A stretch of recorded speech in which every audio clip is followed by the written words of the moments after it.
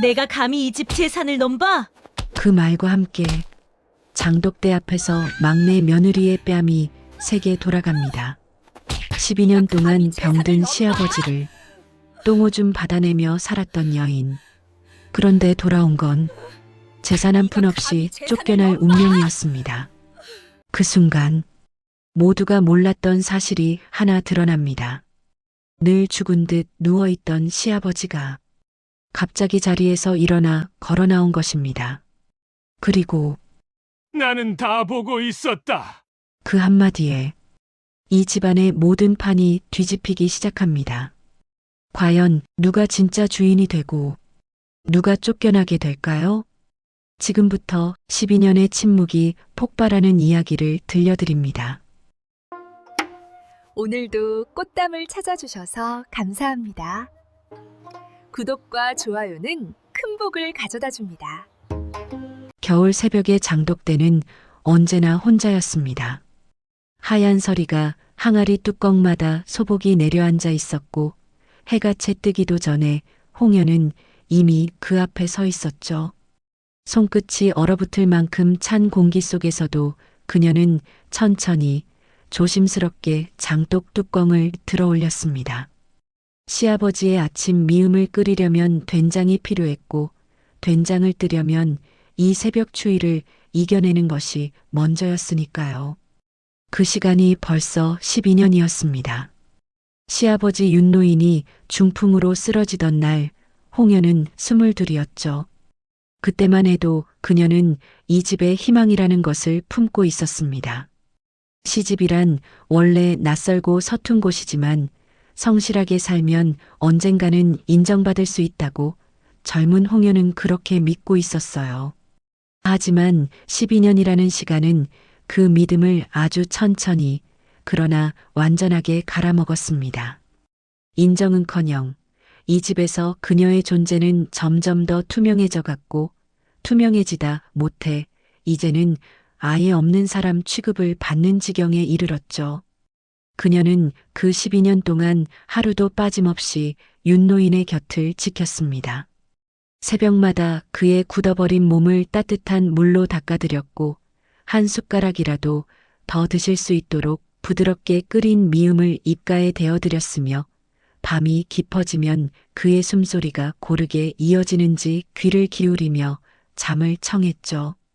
많은 날들을 그렇게 뜬 눈으로 보냈고 그 피로는 이제 그녀의 얼굴에도 몸에도 깊이 새겨져 있었습니다. 그것이 억울하다거나 원망스럽다는 마음보다는 그냥 그런 삶이 된 것이었어요. 익숙해진다는 것이 때로는 이렇게 무섭습니다. 서럽다는 감각조차 무뎌지니까요. 그런데 그날 새벽은 달랐습니다. 홍연이 장독 뚜껑을 들어올리는 순간 등 뒤에서 발소리가 들렸고 채 돌아볼 틈도 없이 찰싹하는 소리와 함께 뺨에 뜨거운 통증이 번졌습니다. 고개가 힘없이 한쪽으로 돌아갔고 귀에서 웅웅거리는 소리가 났죠. 홍연은 반사적으로 뺨에 손을 가져다 댔지만 아무 말도 나오지 않았습니다. 내가 감히 이 집 재산을 넘봐? 배골란의 목소리였습니다. 이른 새벽부터 곱게 머리를 올리고 나온 그녀의 눈빛은 차갑고 날카로웠으며 그 안에는 어떤 거리낌도 보이지 않았죠. 자신이 지금 무슨 짓을 했는지조차 의식하지 않는 사람의 표정이었습니다. 그 옆에 서 있던 오금실은 팔짱을 낀 채 입꼬리를 비틀며 웃었어요. 주제도 모르고 꿈은 크네. 아침부터 여기서 뭘 하려는 건지. 홍여는 아무 말도 하지 않았습니다. 할 수가 없었던 것이 아니라 이미 알고 있었기 때문이었죠. 이 집에서 입을 열면 그것이 무슨 말이든 결국 자신에게 불리하게 돌아온다는 것을, 억울하다고 말하면 건방지다는 소리를 듣고 서럽다고 말하면 약하다는 소리를 들으며 그냥 침묵하면 인정하는 것이 되어버리는 곳이었습니다. 어느 쪽을 선택해도 홍연이 이길 수 없는 구조였어요. 그러니 그녀는 그냥 아무 말도 하지 않는 쪽을 오래전부터 선택해온 것이었습니다. 뺨의 통증은 서서히 가라앉았지만 그 통증보다 더 오래 남는 것이 있었습니다. 방금 자신을 때린 사람이 아무런 죄책감도 없이 서 있다는 사실, 그리고 그 장면을 지켜보면서 비웃는 사람이 또 있다는 사실이었죠. 홍연은 천천히 고개를 들어 장독대 너머 어딘가를 바라보았습니다. 새벽 하늘은 아직 어둑했고 서리가 내린 마당은 차갑고 고요했어요. 그런데 그 순간 홍연의 눈빛에 무언가 미묘한 변화가 생겼습니다. 지금까지와는 달랐죠. 12년 동안 이 집에서 그녀의 눈에 고여있던 것은 늘 서러움이었는데 그날 새벽만큼은 달랐습니다. 서러움이 아니라 어딘가 아주 깊은 곳에서 조용히 식어버린 무언가가 눈빛 안에 자리를 잡았어요. 그것이 무엇인지를 홍연 자신도 아직은 몰랐지만 분명한 것은 그 빛이 예전과 같지 않았다는 것이었습니다. 장독 뚜껑은 아직 열려 있었고 새벽찬 공기는 여전히 차가웠으며 배골란과 오금실은 이미 돌아서서 안채 쪽으로 걸어가고 있었습니다. 홍연은 그 뒷모습을 잠시 바라보다가 말없이 된장을 떠서 그릇에 담았습니다. 시아버지의 아침 미음은 아직 끓여야 했으니까요. 무슨 일이 있어도 그 일만큼은 한 번도 거르지 않았던 홍연이었습니다. 사랑채의 식구들이 모두 모인 것은 그날 오후였습니다. 평소라면 각자의 공간에 흩어져 있을 사람들이 한자리에 모인다는 것 자체가 이미 심상치 않은 일이었고 홍연은 그 분위기를 문 밖에서부터 느꼈죠. 안으로 들어서자 배골란과 오금실은 이미 자리를 잡고 앉아 있었고 남편 윤대호는 그 옆에서 묵묵히 시선을 바닥에 두고 있었습니다. 홍연은 조용히 말석에 앉았어요. 안주인 서윤옥이 천천히 입을 열었습니다. 이제 재산을 나눌 때가 됐다. 그 한 문장이 사랑채 안의 공기를 단번에 바꿔놓았습니다. 누군가는 숨을 들이마셨고 누군가는 미세하게 몸을 앞으로 기울였으며 홍연은 자신도 모르게 무릎 위에 얹어두었던 손을 꽉 쥐었죠. 재산 이야기는 이 집에서 늘 조심스럽게 감춰져 있던 주제였습니다. 입 밖에 내는 것만으로도 어딘가 불경스럽다는 분위기가 있었는데 그 말이 이렇게 공개적으로 꺼내졌다는 것은 이미 결정이 끝났다는 뜻이기도 했어요. 은자 천냥은 장남 쪽에 맡기겠다. 홍연의 손이 멈췄습니다. 천냥이라는 숫자보다 먼저 마음을 치고 지나간 것은 그 말 안에 자신의 이름이 단 한 번도 언급되지 않았다는 사실이었습니다. 장남 쪽이라는 말은 곧 윤대호와 홍연을 가리키는 것이어야 했지만 서윤옥의 시선은 윤대호에게만 향해 있었고 홍연은 그 시선의 궤적 어디에도 포함되어 있지 않았죠. 존재하지 않는 사람처럼 그냥 그 자리에 앉아 있을 뿐이었습니다. 12년이었습니다. 홍연이 이 집에서 보낸 시간을 돈으로 환산한다는 것 자체가 어불성설이지만 그럼에도 불구하고 이 집을 지탱해온 것이 자신이었다는 사실만큼은 부정할 수 없었습니다. 중풍으로 쓰러진 시아버지를 간호한 것도 아무도 거들떠보지 않던 집안일을 묵묵히 해온 것도 새벽 장독대에서 혼자 서리를 맞으며 미음을 끓인 것도 모두 혹연이었죠. 그 시간들이 지금 이 자리에서 어떤 무게로도 다뤄지지 않는다는 것이 가슴 어딘가를 조용히 무너뜨렸습니다. 배골라는 고개를 단정하게 숙이며 말했습니다. 어머니 뜻 따르겠습니다. 목소리는 공손했고 자세는 예의 발랐지만 홍연은 그 찰나에 배골란의 입꼬리가 아주 미세하게 올라가는 것을 놓치지 않았습니다. 감추려 했지만 감춰지지 않는 것들이 있죠. 오래 참아온 욕심이 드디어 보상받는 순간의 표정이란 아무리 단정하게 고개를 숙여도 완전히 가려지지 않는 법이었어요. 오금실은 굳이 숨기려는 노력조차 하지 않았습니다. 그녀는 홍연 쪽으로 시선을 슬며시 돌리더니 낮은 목소리로 속삭였어요. 이제 누가 진짜 주인인지 알겠지? 그 말은 작았지만 홍연의 귀에는 또렷하게 들렸습니다. 모욕이라는 것은 크게 외쳐야만 상처가 되는 것이 아니라 이렇게 낮고 조용하게 흘러들어올 때 오히려 더 깊이 박히기도 하죠. 홍연은 아무런 반응도 하지 않았습니다. 눈을 마주치지도 고개를 돌리지도 않았어요. 남편 윤대호는 그 내내 아무 말도 하지 않았습니다. 홍연은 남편의 옆모습을 한번 바라보았습니다. 그는 여전히 고개를 숙인 채였고 손은 무릎 위에 가지런히 놓여 있었으며 이 자리에서 자신이 무엇을 해야 하는지 알면서도 아무것도 하지 않는 사람의 표정을 하고 있었죠. 홍연은 그 모습에서 오래전부터 기대를 거두었지만 그래도 이 순간만큼은 무언가 달라지기를 바랐던 것이 사실이었습니다. 하지만 윤대호는 끝내 입을 열지 않았어요. 서윤옥이 자리에서 일어나며 자연스럽게 자리를 마무리했고 사람들은 하나둘 사랑채를 빠져나갔습니다. 홍연은 가장 마지막에 일어났죠. 아무도 그녀를 붙잡지 않았고 아무도 그녀에게 말을 건네지 않았으며 아무도 그냥 한 번쯤은 돌아보지 않았습니다. 단 한마디였습니다. 고생했다는 그 짧은 한마디가 이 집에서 홍연에게 허락되지 않은 말이었다는 것을 그녀는 그날 오후에 비로소 완전히 이해했습니다. 이해한다는 것이 꼭 받아들인다는 뜻은 아니었지만 홍연은 그 자리에서 조용히 고개를 들고 사랑채 문을 나섰습니다. 마당에는 겨울 햇살이 차갑게 내려앉아 있었고 장독대 쪽에서는 바람이 불어왔으며 그 바람이 홍연의 뺨을 스치고 지나갔습니다. 그녀는 걸음을 멈추지 않았습니다. 부엌으로 가야 했고 저녁 준비를 해야 했으며 시아버지의 약도 다려야 했죠.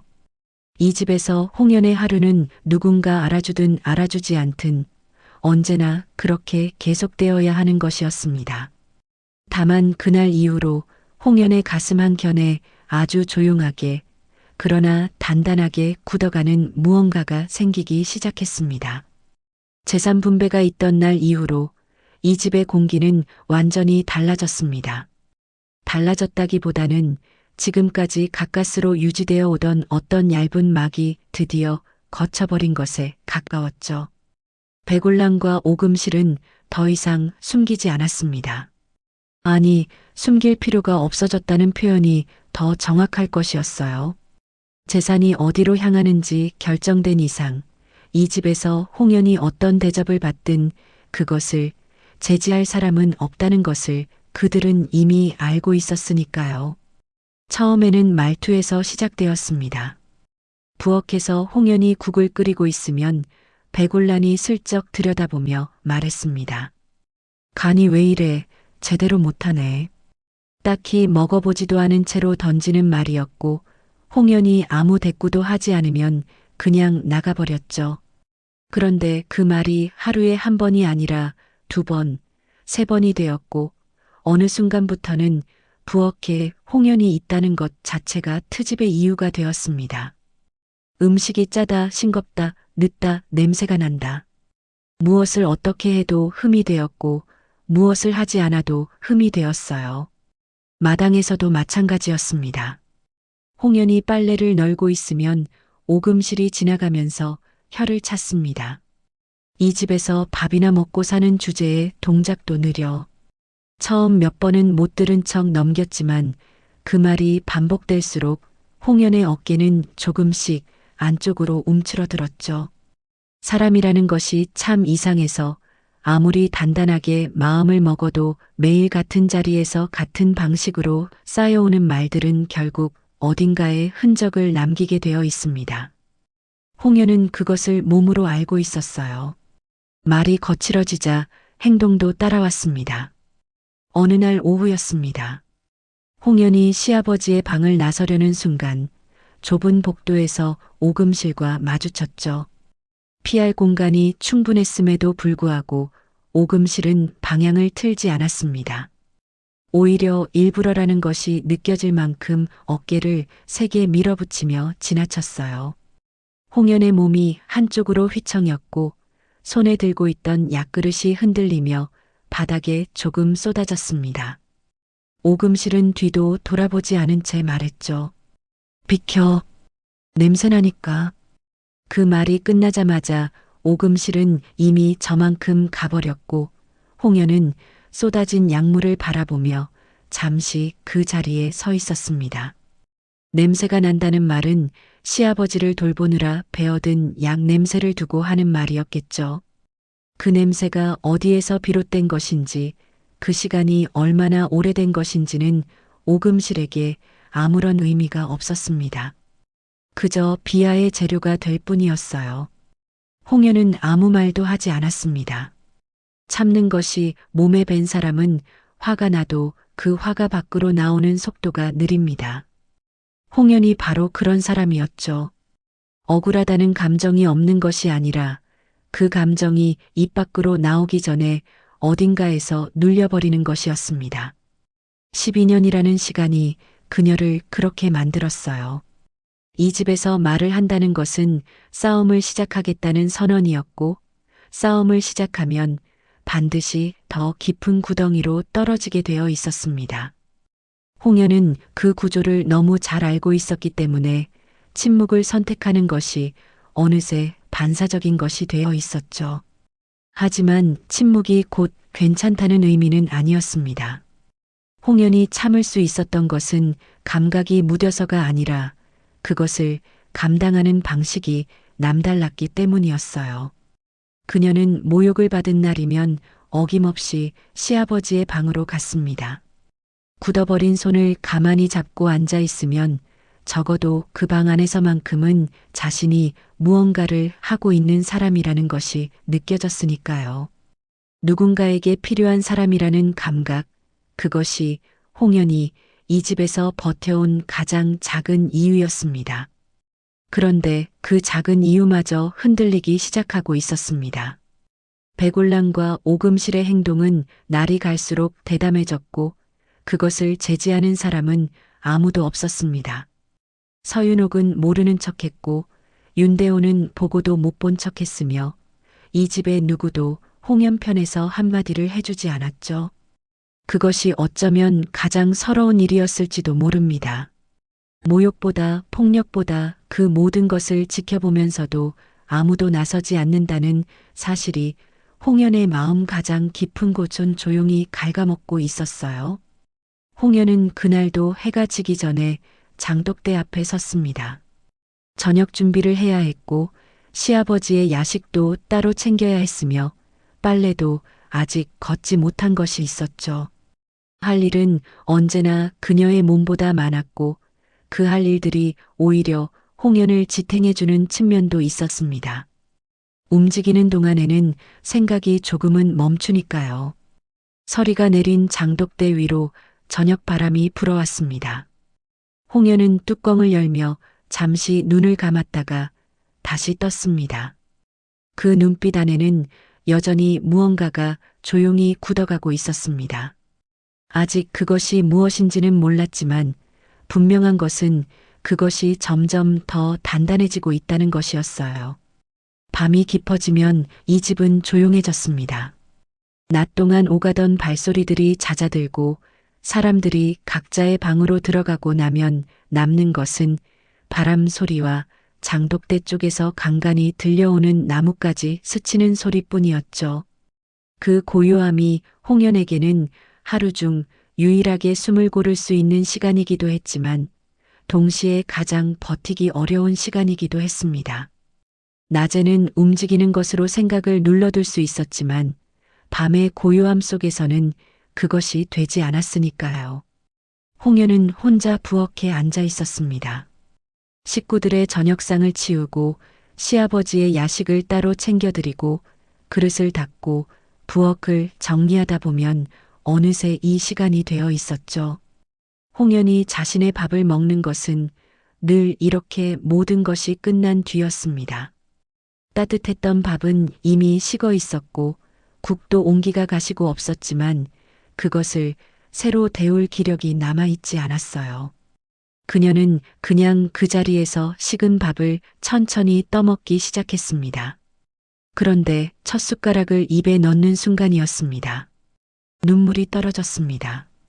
훌쩍이거나 소리를 내며 우는 것이 아니라 그냥 눈에서 조용히 흘러내리는 종류의 눈물이었죠. 홍연은 처음에 그것을 손등으로 닦으려 했지만 이내 그냥 두었습니다. 부엌에 혼자였고 볼 사람도 없었으며 지금 이 눈물을 참아야 할 이유도 없었으니까요. 그렇게 눈물을 흘리면서도 숟가락질은 멈추지 않았습니다. 울면서 밥을 먹는 것이 어색하지 않은 사람이 되어 있었어요. 그 사실이 또 서러웠습니다. 12년의 시간이 그 한 숟가락과 함께 무너져 내리는 것 같았습니다. 어린 나이에 이 집으로 들어와 처음 장독대 앞에 섰던 날, 시아버지가 쓰러지던 날, 처음으로 밤새 그의 곁을 지키던 날, 재산 분배 자리에서 아무도 자신을 보지 않던 날, 그리고 오늘 아침 뺨을 맞던 순간까지 그 모든 시간이 한꺼번에 밀려오는 느낌이었죠. 사람이 무너지는 것은 한 번의 큰 충격 때문이 아니라 이렇게 작은 것들이 너무 오래 쌓여서인 경우가 많습니다. 홍연의 경우가 그랬어요. 오늘 하루 만의 일이 아니라 12년이 한꺼번에 쏟아지는 것이었습니다. 그때 부엌 문이 열렸습니다. 홍연은 반사적으로 눈물을 훔쳤지만 이미 늦은 것이었죠. 문을 열고 들어선 것은 백울란과 오금실이었습니다. 이 밤중에 부엌에 함께 나타났다는 것 자체가 우연이 아니라는 것을 홍연은 직감적으로 알았어요. 두 사람의 눈빛에는 낮 동안의 그것과는 또 다른 무언가가 담겨 있었습니다. 낮에는 그래도 다른 사람의 눈을 의식하는 기색이 있었지만 이 늦은 밤 부엌에는 그럴 필요가 없었으니까요. 백울란이 천천히 다가왔습니다. 아직도 여기 있네? 말투는 느긋했지만 그 안에 담긴 것은 느긋함이 아니었습니다. 홍연이 아무 대답도 하지 않자 백울란은 한 발 더 가까이 다가서더니 손을 뻗어 홍연의 턱을 거칠게 잡았습니다. 얼굴을 억지로 들어올리는 것이었죠. 홍연의 몸이 굳었지만 뿌리치지 않았습니다. 뿌리쳤을 때 어떤 일이 벌어질지를 이미 알고 있었으니까요. 재산 욕심 있는 얼굴이야. 백울란은 홍연의 얼굴을 찬찬히 들여다보며 그렇게 말했습니다. 그 말이 얼마나 터무니없는 것인지는 이 자리에 있는 모두가 알고 있었겠지만 터무니없다는 사실이 그 말에 상처를 줄여주지는 않았어요. 오히려 반박조차 할 수 없는 억지 앞에서 입을 다물어야 한다는 것이 더 깊은 굴욕이었습니다. 오금실이 옆에서 웃으며 말을 보탰습니다. 조용히 살면 밥은 먹고 살게 해줄게. 그러니까 쓸데없는 생각은 하지 마. 그 말에 홍연의 손이 잠시 떨렸습니다. 분노 때문이었는지 서러움 때문이었는지 홍연 자신도 정확히 알 수 없었지만 손이 떨린다는 것만큼은 분명히 느꼈죠.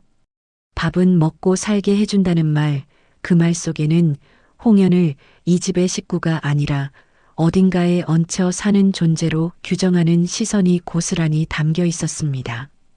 12년을 이 집에서 살아온 사람에게 이 집에서 밥을 먹는 것을 허락해주겠다고 말하는 것이었어요. 홍연은 끝내 아무 말도 하지 않았습니다. 백올란이 잡고 있던 손을 놓았고 두 사람은 무언가 더 할 말을 찾는 듯 잠시 홍연을 내려다보다가 이내 돌아섰습니다. 문이 닫히는 소리가 났고 발소리가 멀어졌으며 부엌은 다시 홍연 혼자만의 공간이 되었죠. 홍연은 그 자리에 그대로 앉아 있었습니다.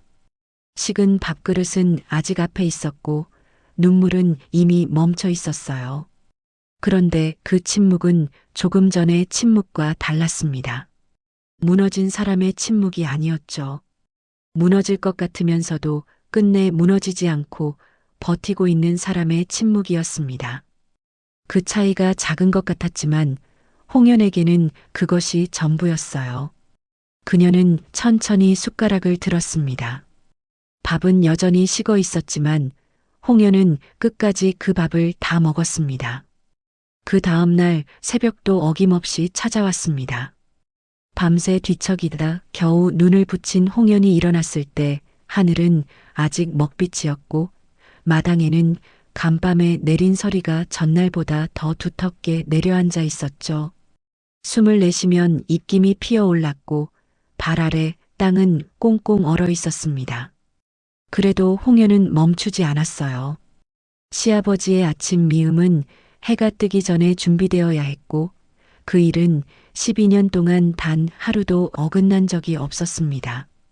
몸이 아파도 마음이 무너져도 새벽의 장독대는 늘 홍연을 기다리고 있었죠. 홍연은 장독대 앞에 서서 뚜껑을 들어 올렸습니다. 싸늘한 공기 속에서 된장 냄새가 올라왔고 홍연은 익숙한 손놀림으로 된장을 떠내기 시작했습니다. 이 동작만큼은 아무런 생각 없이도 할 수 있었어요. 몸이 먼저 기억하는 일들이 있는데 홍연에게 이 새벽의 일과가 그런 것이었습니다. 그런데 그 잠깐의 고요함이 채 이어지지 못했습니다. 등 뒤에서 발소리가 들렸고 그 발소리가 멈추기도 전에 홍연의 머리채가 거칠게 잡혔습니다. 배골란이었습니다. 무릎 꿇어. 목소리는 낮았지만 단단했고 그 안에는 어떤 망설임도 없었습니다. 전날 밤 부엌에서의 일로도 성에 차지 않았던 것인지 아니면 애초에 이 새벽을 노리고 나온 것인지 알 수 없었지만 배굴란의 손은 이미 홍연의 머리채를 단단히 쥐고 있었죠. 홍연의 몸이 중심을 잃고 앞으로 기울었습니다. 저항할 틈도 없이 몸이 바닥으로 꺾여 내려갔고 차갑게 엄마당 바닥에 무릎이 닿는 순간 서늘한 통증이 올라왔어요. 그리고 찰싹. 어제 아침과 같은 소리였지만 오늘은 달랐습니다. 어제는 불의에 당한 것이었다면 오늘은 무릎까지 꿇린 상태에서 당하는 것이었죠. 뺨의 통증보다 그 상황 자체가 홍연의 온몸을 굳게 만들었습니다. 바닥에 무릎을 꿇고 머리채를 잡힌 채 뺨을 맞는다는 것, 그것이 지금 이 새벽 장독대 앞에서 벌어지고 있는 일이었어요. 홍연은 이를 악물었습니다. 소리를 내지 않으려고, 눈물을 보이지 않으려고 그저 이 순간이 지나가기를 기다리며 버티고 있었죠. 배골란이 다시 손을 들어 올리려는 순간이었습니다. 그 손, 당장 놓지 못하겠느냐? 낮고 단단한 목소리가 마당을 가로질러 왔습니다. 차갑고 고요한 새벽 공기 속에서 그 목소리는 유독 또렷하게 울렸죠. 배골란의 손이 허공에서 멈췄습니다. 홍연도 고개를 들었어요. 서윤옥이었습니다. 안채 쪽에서 걸어 나오는 그녀의 얼굴은 지금까지 홍연이 보아온 것과 전혀 달랐습니다. 평소에 서윤옥은 모든 것을 알고도 모른 척하는 사람이었고 집안의 갈등 앞에서 한 발짝 물러서 있는 사람이었으며 그 거리가 때로는 홍연을 더 외롭게 만들기도 했죠. 그런데 지금 마당을 가로질러 오는 서윤옥의 눈빛은 달랐습니다. 차갑고 단단하고 그 안에 분노가 가득 담겨 있었어요. 홍연은 그 눈빛을 보는 순간 숨이 잠깐 멎는 것을 느꼈습니다. 배골란은 당황한 기색을 감추려 했지만 쉽지 않았습니다. 손을 거두며 태어난 척 입을 열려 했지만 서윤옥은 그 말을 막았죠. 내가 다 보고 있었다. 그 한 문장이었습니다. 길게 설명하거나 따지거나 하지 않았어요. 그냥 그 한 문장이 새벽 마당에 내려앉았고 그것만으로 충분했습니다. 배골란의 얼굴에서 색이 빠져나갔고 오금실은 뒤에서 입술을 달싹이다가 이내 다물었죠. 이 집에서 서윤옥의 말은 곧 이 집의 결론이었고 그녀가 보았다는 것은 더 이상 감출 수 없다는 것을 의미했습니다. 홍연은 아직 바닥에 무릎을 꿇고 있었습니다. 서윤옥이 천천히 다가왔고 홍연의 앞에서 걸음을 멈추었습니다. 그리고 아무 말 없이 손을 내밀었죠. 홍연은 잠시 그 손을 바라보다가 조심스럽게 잡았습니다. 차가운 새벽 공기 속에서 서윤옥의 손은 생각보다 따뜻했어요. 홍연이 일어서자 서윤옥은 그녀의 손을 놓지 않은 채 한 번 꼭 쥐었다가 내려놓았습니다. 그 짧은 온기가 홍연의 손바닥에 한참 동안 남아 있었죠. 백올랑과 오금실은 아무 말도 하지 못한 채 그 자리에 서 있었습니다. 서윤옥은 두 사람을 향해 돌아서며 낮은 목소리로 말했어요. 들어가거라. 명령도 아니고 부탁도 아닌 그러나 거스를 수 없는 목소리였습니다. 두 사람은 눈을 마주치지 못한 채 안채 쪽으로 발걸음을 돌렸고 그 발소리가 멀어지자 마당에는 다시 새벽의 고요함이 내려앉았습니다. 홍연은 뺨의 통증을 느끼면서도 시선을 장독대 쪽으로 돌렸습니다. 된장 그릇은 아직 그 자리에 있었고 시아버지의 미움은 아직 끓여지지 않았으며 새벽은 아직 끝나지 않았습니다.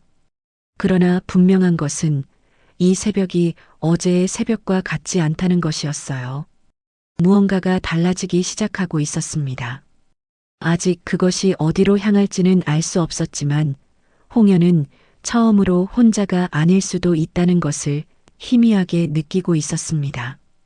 장독대 위로 새벽빛이 아주 조금씩 그러나 분명하게 밝아오고 있었습니다. 마당의 공기는 아직 굳어 있었습니다. 서윤옥의 한마디로 백올랑과 오금실이 물러났지만 그 자리에 남은 긴장감은 쉽게 가시지 않았죠.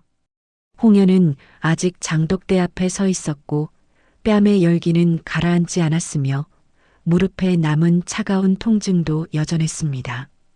서윤옥은 홍연의 곁에서 말없이 서 있었어요. 무슨 말이든 해야 할 것 같은 분위기였지만 서윤옥은 서두르지 않았습니다. 이 새벽에 일어난 일들이 너무 많았고 그 무게를 섣불리 말로 건드리는 것이 오히려 조심스러웠던 것이겠죠. 그때였습니다. 사랑채 쪽에서 문이 열리는 소리가 들렸습니다. 낡은 문짝이 삐걱거리는 소리였는데 그 소리가 새벽 공기 속에서 유독 크게 들렸죠. 홍연과 서윤옥이 동시에 그쪽으로 시선을 돌렸습니다. 사랑채는 윤노인이 기거하는 곳이었어요. 중풍으로 쓰러진 이후 스스로 몸을 가누지 못하는 상태였고 홍연이 매일 들어가 돌보지 않으면 혼자서는 아무것도 할 수 없는 분이었습니다. 그런데 그 문이 안에서 열리고 있었죠. 지팡이 끝이 먼저 나왔습니다. 그리고 그 지팡이를 짚은 손이, 그 손에 이어진 팔이, 그리고 윤노인의 얼굴이 천천히 문 밖으로 모습을 드러냈습니다. 홍연은 눈을 의심했어요. 몇 달째 자리에 누워 미음조차 혼자 드시지 못하던 분이 지팡이를 짚고 문을 열고 걸어 나오고 있었으니까요. 걸음은 느리고 불안정했지만 그것은 분명히 스스로의 힘으로 내딛는 걸음이었습니다. 아버님? 홍연의 입에서 저도 모르게 그 말이 흘러나왔습니다. 목소리가 떨렸어요. 마당 안채 쪽에서도 인기척이 느껴졌습니다. 소리를 들은 것인지 백올랑과 오금실이 다시 나와 있었고 어느새 윤대호도 마당 한쪽에 서 있었죠. 윤노인이 사랑채 밖으로 걸어 나온다는 것이 얼마나 있을 수 없는 일인지를 이 집의 모든 사람이 알고 있었기에 마당은 순식간에 얼어붙었습니다. 아무도 말을 하지 않았고 아무도 움직이지 않았어요. 그냥 모두가 윤노인이 한 걸음 한 걸음 마당으로 걸어 나오는 것을 바라보고 있었습니다. 백올란의 얼굴이 하얗게 질렸습니다. 그것은 놀람이기도 했지만 그것만은 아니었어요. 놀람 뒤에 따라오는 무언가, 갑작스럽게 계산이 틀어지는 사람의 얼굴이었습니다. 오금실도 마찬가지였죠. 두 사람이 그동안 이 집에서 해온 일들이 머릿속을 스치는 것이 표정으로 드러나고 있었어요.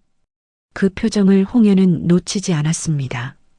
윤노인은 마당 가운데쯤에서 걸음을 멈추었습니다. 지팡이에 몸을 기대며 천천히 숨을 고르더니 모여있는 사람들을 한번 훑어보았죠. 그 눈빛이 예사롭지 않았습니다. 홍연이 알던 윤노인의 눈빛은 자리에 누워 천장을 바라보는 사람의 것이었는데 지금 마당에 서서 사람들을 바라보는 그 눈빛은 전혀 달랐어요. 흐리지 않았습니다. 오히려 오랫동안 무언가를 지켜보아 온 사람의 눈처럼 깊고 또렷했죠. 윤노인이 입을 열었습니다. 나는 다 알고 있었다. 목소리는 크지 않았지만 마당 전체에 울렸습니다. 오래 쓰지 않았던 목소리라 거칠고 낮았지만 그 안에 담긴 무게는 오히려 그 때문에 더 단단하게 느껴졌죠. 홍연은 숨을 멈추었습니다. 백올라는 입술을 달싹였지만 아무 말도 나오지 않았어요. 아픈 것도 사실이지만 누가 사람인지 보려 누워 있었다. 그 말이 마당에 내려앉는 순간 공기가 달라졌습니다. 지금까지 이 집에서 벌어진 모든 일들이 다른 각도에서 보이기 시작하는 느낌이었죠. 윤노인은 모르고 있었던 것이 아니었습니다. 누워서 천장을 바라보는 동안 방 안에서 들려오는 소리들을, 드나드는 사람들의 발소리를, 홍연이 미음 가릇을 들고 들어올 때의 손의 온도를, 그 모든 것을 느끼고 있었던 것이었어요. 아프면서도 눈을 감지 않고 있었던 것이었습니다. 홍연의 눈에서 무언가가 흔들렸습니다. 그녀는 그동안 한 번도 이 일이 누군가에게 보이고 있다고 생각하지 않았어요. 그냥 해야 하기 때문에 하는 일이었고 알아주는 사람이 없어도 그냥 하는 일이었습니다. 그런데 지금 윤노인의 말은 그 모든 시간을 누군가가 보고 있었다는 것을 의미했죠. 보여지지 않는다고 생각했던 것들이 사실은 보여지고 있었다는 것. 그것이 홍연의 가슴 어딘가를 조용히 흔들었습니다. 윤노인은 천천히 홍연 쪽으로 시선을 돌렸습니다. 홍연은 처음으로 그와 눈을 마주쳤어요.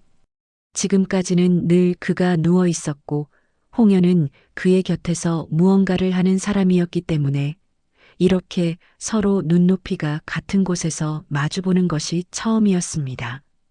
윤노인의 눈은 홍연이 생각했던 것보다 훨씬 더 살아있었어요. 그 눈 안에는 미안함이 있었고 고마움이 있었으며 그리고 오래 참아온 어떤 결심 같은 것이 담겨 있었습니다. 마당은 여전히 조용했습니다. 새벽빛이 조금씩 밝아오고 있었고 서리가 내린 장독대 위로 첫 햇살이 닿기 시작했으며 그 빛이 마당 전체로 천천히 번져가고 있었죠.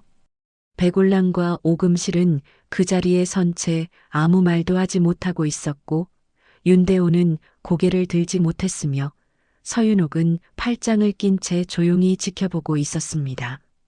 아무도 입을 열지 않았습니다. 그럴 필요가 없었어요. 윤노인이 마당에 서 있다는 사실 자체가 이미 이 집에서 무언가가 완전히 달라지기 시작했다는 것을 말해주고 있었습니다. 마당의 시간이 멈춘 것 같았습니다. 윤노인이 지팡이를 짚고 서 있었고 그 주변으로 이 집의 사람들이 저마다의 표정을 한 채 흩어져 있었죠. 백올랑과 오금실은 아직 자신들이 어떤 상황에 놓여 있는지를 완전히 파악하지 못한 얼굴이었습니다. 아니, 어쩌면 파악은 하고 있었지만 그것을 받아들이기를 거부하고 있었던 것인지도 모르죠. 사람이란 자신에게 불리한 현실 앞에서는 좀처럼 고개를 숙이지 않으려 하는 법이니까요. 오금실은 시선을 어딘가 허공에 두고 있었고 백올라는 입술을 꾹 다문 채 윤노인을 바라보고 있었습니다. 서윤옥이 앞으로 나섰습니다. 지금까지 한 발짝 물러서 있던 그녀였는데 이번만큼은 달랐습니다. 걸음이 단단했고 등이 곧게 펴져 있었으며 그녀의 눈빛에는 오늘 이 자리에서 반드시 끝을 내겠다는 결의 같은 것이 담겨 있었죠. 홍연은 그 모습을 바라보며 서윤옥이 오늘 이 새벽에 마당으로 나온 것이 우연이 아니었음을 다시 한번 확인했습니다. 은자 천냥. 서윤옥이 입을 열었습니다. 목소리는 조용했지만 마당 전체에 울릴 만큼 또렷했죠. 그건 상이 아니다. 백울란의 눈썹이 미세하게 움직였습니다. 오금실은 고개를 돌려 서윤옥을 바라보았어요. 홍연도 숨을 참으며 그 다음 말을 기다렸습니다. 시험이었다. 그 한 단어가 마당에 떨어지는 순간 백울란의 안색이 눈에 띄게 변했습니다. 입술이 가늘게 떨렸고 그동안 유지하고 있던 단단한 표정에 처음으로 금이 가기 시작했죠. 오금실은 그 말의 의미를 소화하려는 듯 눈을 깜빡이다가 이내 시선을 바닥으로 내렸습니다. 재산 분배를 발표하던 날부터 지금 이 순간까지 그 사이에 있었던 모든 일들이 하나의 다른 맥락으로 꿰어지는 순간이었어요. 서윤옥은 멈추지 않았습니다. 돈 앞에서 어떻게 변하는지 보려 했던 것이다. 무엇이 탐나서 어디까지 할 수 있는지, 그리고 그 과정에서 사람을 어떻게 대하는지를. 백울란은 무언가 말하려 했지만 입이 열리지 않았습니다. 반박할 말을 찾으려 해도 찾을 수가 없었겠죠. 지난 며칠 동안 두 사람이 홍연에게 해온 일들이 고스란히 서윤옥의 눈에 담겨 있었고 윤노인의 귀에 들려 있었으며 이제 그것이 이 마당 위에 모두 펼쳐지고 있었으니까요. 감출 것도 돌릴 것도 없었습니다. 윤노인이 천천히 한 발 앞으로 나섰습니다. 지팡이를 짚은 걸음이었지만 흔들리지 않았고 그 눈빛은 마당에 모인 사람들 하나하나를 차례로 훑쳤습니다. 그 시선이 백울란에게 닿자 백울란은 고개를 숙였고 오금실에게 닿자 오금실은 몸을 약간 뒤로 뺐죠. 말 한마디 없이도 그 눈빛만으로 이 자리에서 무게를 갖는 사람이 누구인지가 분명해졌습니다. 이 집을 지킨 건 저 둘이 아니다. 윤노인의 목소리는 여전히 거칠고 낮았지만 그 안에 담긴 확신은 흔들림이 없었습니다. 오래 생각해온 말을 드디어 꺼내는 사람의 목소리였어요. 누가 이 집을 지켰는지, 누가 새벽마다 일어나 미음을 끓였는지, 누가 밤마다 숨소리를 지켜보며 곁을 지켰는지, 그것을 윤노인은 누구보다 잘 알고 있었습니다. 몸이 굳어 누워있는 동안에도 그 손길의 온도는 느낄 수 있었으니까요. 그리고 윤노인은 천천히 손을 들어 올렸습니다. 홍연을 향해서였습니다. 오직 이 아이 하나다. 홍연은 그 순간 자신이 어떤 표정을 하고 있는지 알지 못했습니다. 눈물이 나오려 했지만 눈물인지 확신할 수도 없었고 가슴이 무언가로 가득 차오르는 것 같았지만 그것이 기쁨인지 서러움인지도 구분되지 않았죠. 12년이었습니다. 그 긴 시간 동안 단 한 번도 이 집에서 제대로 불려본 적이 없던 이름이, 아니, 이름조차 아니라 그냥 이 아이라는 두 글자가 지금 이 새벽 마당에서 윤노인의 입을 통해 나왔습니다. 그것으로 충분했어요. 그것만으로도 12년의 시간이 완전히 헛된 것은 아니었다는 것을 알 수 있었습니다. 침묵이 내려앉았습니다. 백울란은 고개를 들지 못했습니다. 오금실은 손을 앞에 모은 채 입술을 깨물고 있었죠. 윤대호는 아내인 홍연의 얼굴을 처음으로 제대로 바라보는 것 같았지만 이미 너무 늦은 시선이었습니다. 이 자리에서 그의 침묵이 무엇을 의미했는지는 이 마당에 있는 모두가 알고 있었어요. 서윤옥이 마지막으로 입을 열었습니다. 지금까지 일어난 일들, 내가 하나도 빠짐없이 보았다. 새벽마다 장독대에서 있었던 일도, 부엌에서 있었던 일도, 복도에서 있었던 일도 모두. 백울란이 고개를 들었습니다. 무언가 해명을 하려는 것이겠죠. 하지만 서윤옥의 눈빛이 그 말을 시작되기도 전에 막아버렸습니다. 이 집의 안주인이 이미 모든 것을 알고 있다는 것, 그리고 그 위에 윤노인까지 직접 마당에 나와 섰다는 것, 이 두 가지 앞에서 백울란이 꺼낼 수 있는 말은 없었어요. 홍연은 마당 한가운데 서서 이 모든 것을 바라보고 있었습니다. 자신을 향해 손을 들어 올렸던 윤노인의 그 동작이 아직도 눈앞에 선했죠. 오직 이 아이 하나라는 말이 귓속에서 떠나지 않았습니다. 홍연은 천천히 눈을 감았다가 떴습니다. 장독대 위로 아침 햇살이 완전히 내려앉고 있었고 서리는 녹기 시작했으며 새벽의 어둠은 이미 걷혀 있었어요. 그날 이 집에서 모든 것이 끝나가고 있었습니다. 그리고 동시에 무언가가 처음으로 시작되고 있었죠. 그날 이후로 이 집은 달라졌습니다. 아니, 달라졌다는 말로는 부족했어요. 오랫동안 잘못된 방향으로 기울어져 있던 것이 드디어 제자리를 찾아가는 느낌이었습니다. 물이 낮은 곳으로 흐르듯 오래 눌려있던 것이 제 무게를 회복하듯 이 집의 질서가 아주 천천히 그러나 돌이킬 수 없는 방향으로 바뀌어 가고 있었죠. 서윤옥은 그날 오후에 백울란과 오금실을 사랑채로 불렀습니다. 홍연은 그 자리에 없었습니다. 부엌에서 시아버지의 점심약을 다리고 있었죠. 탕약 냄새가 부엌 가득 퍼지는 동안 사랑채에서 무슨 말이 오가는지는 들리지 않았지만 홍연은 굳이 알려 하지 않았습니다. 자신이 그 자리에 없어도 되는 일이라는 것을, 그리고 이제는 그 자리가 어떤 방향으로 끝날 것인지를 알고 있었으니까요. 약이 끓는 소리를 들으며 홍연은 그냥 그 자리에 앉아 있었습니다. 오랜만에 아무것도 서두르지 않아도 되는 시간이었어요.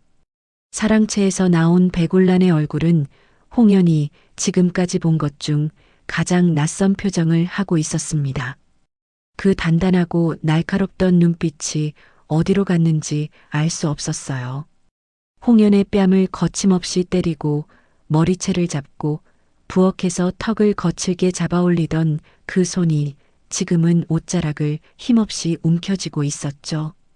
오금실은 그 뒤를 따라 나왔는데 평소의 비웃음도 속삭임도 없이 그냥 고개를 숙인 채 걸었습니다.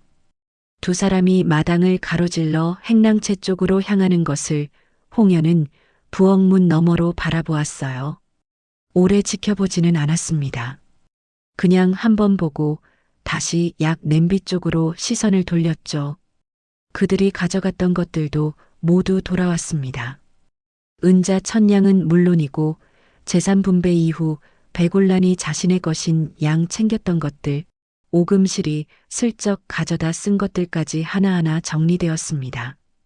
서윤옥이 꼼꼼한 사람이었고 윤노인이 모든 것을 알고 있었으며 이제 그 두 사람이 같은 방향을 보고 있었으니 흐지부지 넘어갈 수 있는 것은 아무것도 없었죠. 홍연은 그 과정에 일절 관여하지 않았습니다. 요구하지도 확인하지도 않았어요. 그것이 홍연의 방식이었고 그것이 오히려 이 집에서 그녀의 무게를 더하는 것이기도 했습니다. 백울란과 오금실이 짐을 꾸려 이 집을 나간 것은 사흘 뒤였습니다. 홍연은 그날도 새벽에 일어나 장독대 앞에 섰습니다. 달라진 것이 있다면 이번에는 등 뒤에서 발소리가 들리지 않았다는 것이었죠. 머리채를 잡는 손도 찰싹 소리도 무릎을 꿇으라는 목소리도 없었습니다. 그냥 새벽이었어요. 서리가 내린 장독대와 어둑한 하늘과 차가운 공기만 있는 그냥 새벽이었습니다. 그런데 그 평범한 새벽이 홍연에게는 낯설 만큼 낯설었어요. 아무것도 없다는 것이 이렇게 편안한 것인지를 홍연은 오랫동안 잊고 있었습니다. 된장을 뜨는 손이 떨리지 않았습니다.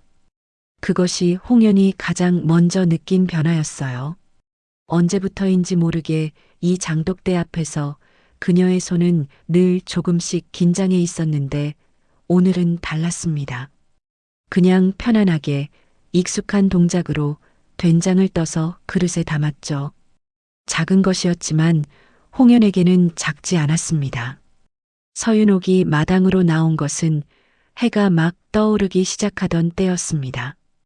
홍연이 미음 냄비를 들고 사랑채로 향하려는 참이었는데 서윤옥이 그 앞에 서서 걸음을 멈추게 했죠.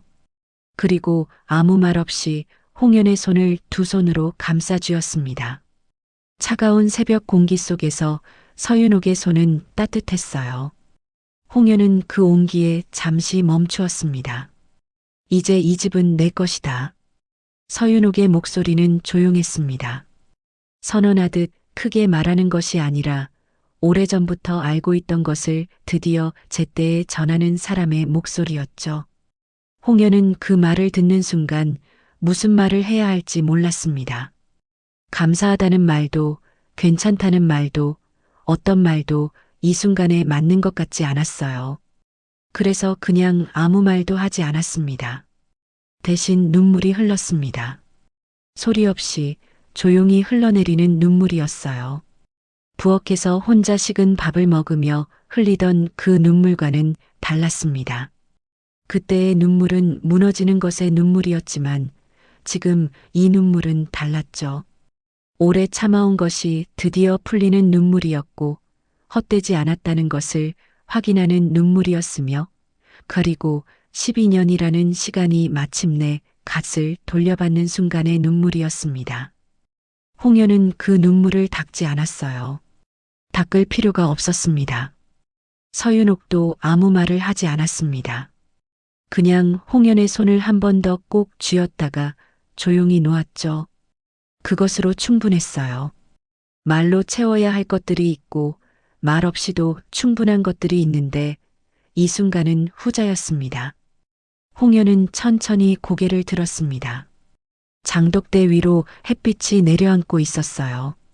서리는 이미 녹기 시작했고 항아리들은 아침 햇살을 받아 은은하게 빛나고 있었습니다. 홍연은 그 빛을 한참 바라보았죠. 12년 동안 매일 이 자리에 서 있었지만 이렇게 이 장독대가 예뻐 보인 것은 처음이었어요. 아니, 어쩌면 예전에도 이렇게 아름다웠을지 모르지만 그것을 느낄 여유가 없었던 것이었겠죠. 사랑채 안에서 윤노인의 기침 소리가 들렸습니다. 홍연은 손에 든 미음 냄비를 바라보았습니다. 아직 따뜻했어요. 그녀는 걸음을 옮겼습니다. 달라진 것도 있었고 달라지지 않은 것도 있었지만 시아버지의 아침 미음을 가져다 드리는 이 걸음만큼은 오늘도 어제와 같았죠. 다만 오늘의 이 걸음은 달랐습니다. 해야 하기 때문에 하는 걸음이 아니라 하고 싶기 때문에 하는 걸음이었어요. 그 차이가 발걸음의 무게를 완전히 바꿔놓았습니다. 마당에는 고요함이 흘렀습니다. 소란스럽지 않은 고요함, 비어있는 것이 아니라 가득 찬 것 같은 고요함이었죠. 홍연의 인생이 그날 처음으로 밝아지고 있었습니다. 장독대 위의 햇빛처럼 서서히 그러나 분명하게 그녀의 하루가 새로운 빛깔을 띠기 시작하고 있었어요. 12년이었습니다. 그 길고 긴 시간이 오늘에야 비로소 완전한 의미를 갖게 되었습니다. 홍연은 사랑채 문을 열며 조용히 미소 지었어요. 아주 작은 미소였지만 그것은 이 집에 온 이후 처음으로 지어보는 진짜 미소였습니다. 봄이 왔습니다. 겨울 내내 서리를 맞으며 차갑게 버텨온 장독대 위로 어느 날 아침 햇살이 달라진 온도로 내려앉았습니다. 손끝을 에이던 바람이 어느새 부드러워져 있었고 마당 한켠에 심어둔 매화나무 가지 끝에는 작고 하얀 꽃봉오리가 맺혀 있었죠. 겨울이 가는 것은 언제나 이렇게 조용합니다. 어느 날 갑자기 따뜻해지는 것이 아니라 어느 순간 문득 추위가 없어진 것을 깨닫게 되는 것이죠. 홍연의 삶도 그랬습니다. 홍연은 여전히 새벽에 일어났습니다. 몸에 밴 것은 쉽게 사라지지 않는 법이어서 해가 뜨기 전에 눈이 떠지는 것은 여전했죠. 하지만 달라진 것이 있었습니다. 이제 장독대 앞에 설 때 등 뒤를 살피지 않아도 되었어요. 발소리에 몸이 긴장하지 않아도 되었고 뚜껑을 여는 손이 떨리지 않아도 되었으며 누군가의 시선을 피하며 서두르지 않아도 되었습니다. 그냥 봄 새벽의 공기를 마시며 천천히 자신의 속도로 장독 뚜껑을 열면 되었죠. 그 평범함이 홍연에게는 여전히 가끔 낯설었습니다. 평범한 것이 낯설다는 것이 어쩌면 가장 서러운 일이기도 했지만 그 낯설매도 조금씩 익숙해져 가고 있었어요. 윤노인은 봄이 오면서 부쩍 좋아졌습니다. 지팡이를 짚기는 했지만 이제 혼자서 마당을 한 바퀴 도는 것이 가능해졌고 햇살이 좋은 날이면 사랑채 앞 툇마루에 앉아 마당을 바라보는 것이 하루의 낙이 되었죠. 홍연이 미음 그릇을 들고 들어가면 윤노인은 예전과 다르게 눈을 맞추며 받아들었습니다. 말이 많은 분은 아니었지만 그 눈빛 안에 담긴 것들이 말보다 훨씬 많다는 것을 홍연은 알 수 있었어요. 어떤 날은 그릇을 받아들며 짧게 말씀하셨습니다. 고생이 많다. 그 한마디였습니다. 길지 않은 말이었고 특별할 것도 없는 말이었지만 홍연은 그 말을 들을 때마다 가슴 어딘가가 조용히 따뜻해지는 것을 느꼈습니다. 12년 동안 듣고 싶었던 말이 바로 이런 말이었다는 것을, 거창한 것이 아니라 그냥 이 한마디였다는 것을 이제야 알았죠. 서윤옥은 봄이 오면서 홍연에게 집안의 많은 것들을 맡기기 시작했습니다. 곳간 열쇠가 홍연의 손에 쥐어졌고 안살림의 크고 작은 결정들이 홍연을 통해 이루어지게 되었죠. 처음에는 낯설었습니다. 이 집에서 아무것도 결정할 수 없는 사람이었다가 갑자기 모든 것을 결정해야 하는 사람이 된다는 것이 쉬운 일은 아니었어요. 하지만 홍연은 조금씩 해나갔습니다. 서두르지 않고 틀리면 고치고 모르면 서윤옥에게 물으며 하루하루 배워갔죠. 그리고 그렇게 하루하루가 쌓이다 보니 어느 순간부터는 이 집의 살림이 홍연의 손 안에서 자연스럽게 돌아가고 있었습니다.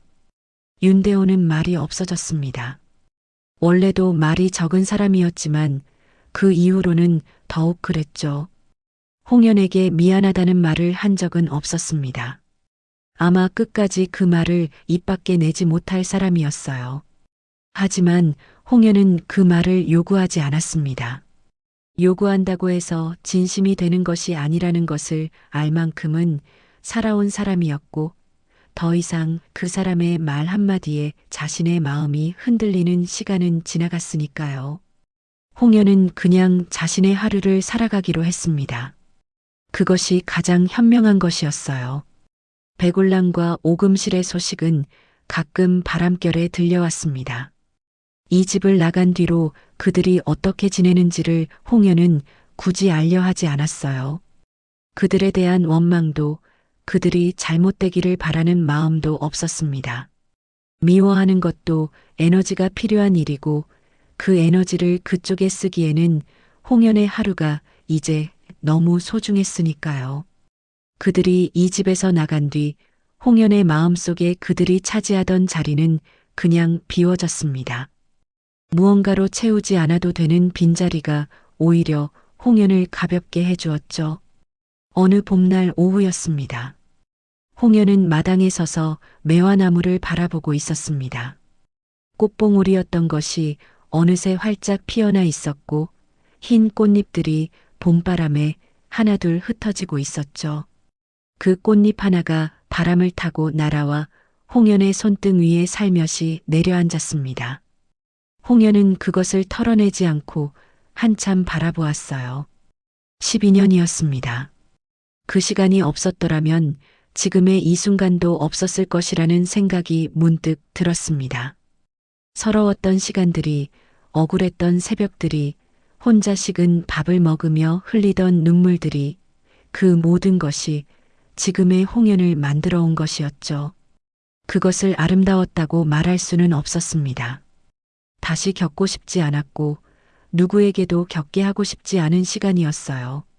하지만 그 시간이 헛되지 않았다는 것만큼은 지금 이 봄볕 아래에서 분명히 알 수 있었습니다. 장독대 위로 봄 햇살이 가득 내려앉았습니다. 겨울 내내 서리를 맞으며 차갑게 버텨온 항아리들이 그 햇살을 받아 따뜻하게 빛나고 있었죠. 홍연은 천천히 그쪽으로 걸어갔습니다. 그리고 가장 오래된 항아리 위에 손을 얹었어요. 차가운 온기의 질감이 손바닥에 느껴졌습니다. 이 항아리가 얼마나 많은 새벽을 함께 버텨왔는지를 홍연은 알고 있었죠. 잘 버텼다. 홍연은 아주 작은 목소리로 말했습니다. 항아리에게 하는 말인지 자기 자신에게 하는 말인지 알 수 없었지만 그 말은 분명히 이 마당의 공기 속으로 스며들었어요. 봄바람이 불었습니다. 매와 꽃잎이 다시 흩날렸고 장독대 위의 햇살은 더욱 환해졌으며 홍연의 얼굴에는 그 빛이 고스란히 내려앉았습니다. 처음으로 이 마당이 온전히 자신의 것이 된 봄이었습니다. 처음으로 새벽이 두렵지 않은 봄이었고 처음으로 장독대 앞에 서는 것이 기쁜 봄이었죠. 홍연의 봄이 드디어 시작되고 있었습니다. 들어주셔서 감사합니다. 항상 좋은 일들만 가득하시길 기원합니다.